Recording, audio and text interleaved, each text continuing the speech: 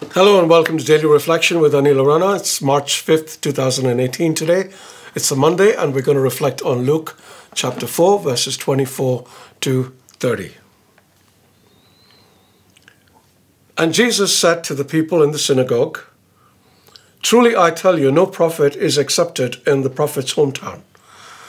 But the truth is, there were many widows in Israel in the time of Elijah, when the heaven was shut up 3 years and 6 months, and there was a severe famine all over the land. Yet Elijah was sent to none of them, except to a widow at Zarephath in Sidon. There were also many lepers in Israel at the time of the prophet Elisha, and none of them was cleansed except Naaman the Syrian. When they heard this, all in the synagogue were filled with rage. They got up, drove him out of town, and led him to the brow of the hill on which their town was built, so that they might hurl him off the cliff. But he passed through the midst of them and went on his way." The Gospel of the Lord. Today's story is sad because it is a story of rejection. But it is also a tale of courage and inspiration because it shows how rejection need not lead to defeat, but victory. Jesus goes into his hometown, Nazareth, the place where he grew up, played in, studied in, worked in. The people he meets aren't strangers. There are people he grew up with, played with, studied with, worked with. These are people whom he knows and loves, and these people become a mob that drive him out of town and try to kill him.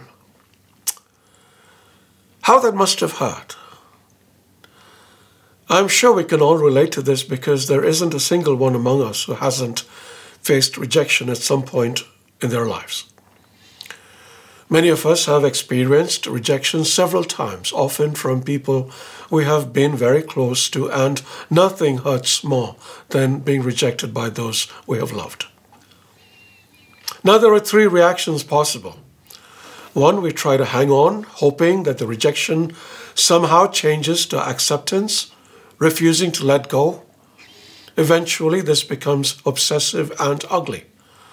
2, we become depressed and self-pitying, and this can lead to rejecting ourselves as being unlovable and unworthy. 3, we become bitter and angry and hateful, and this corrodes us, eating us from within. So what can we do? Well, we can learn from Jesus.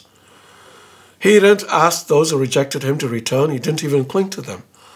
You will find a great example of this in John 6, where most of his disciples left him when he told them they would have to eat his body and drink his blood.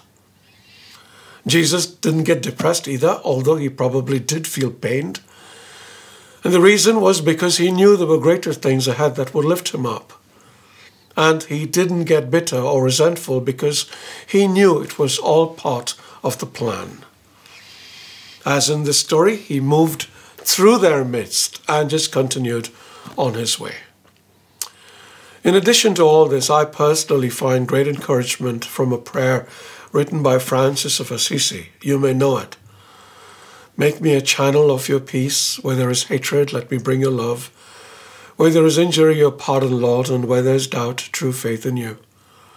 But it's the chorus that's really inspirational, where it declares, "O Master, grant that I may never seek so much to be consoled as to console, to be understood as to understand, and to be loved as to love with all my soul." And whenever I am rejected, and that happens more than I might like to happen, I always sing this song, and I realize when I make it about somebody else other than me, things get a lot easier to handle. That, and of course, by reminding myself that Jesus walked through the people and went on his way. Remember that. God bless you.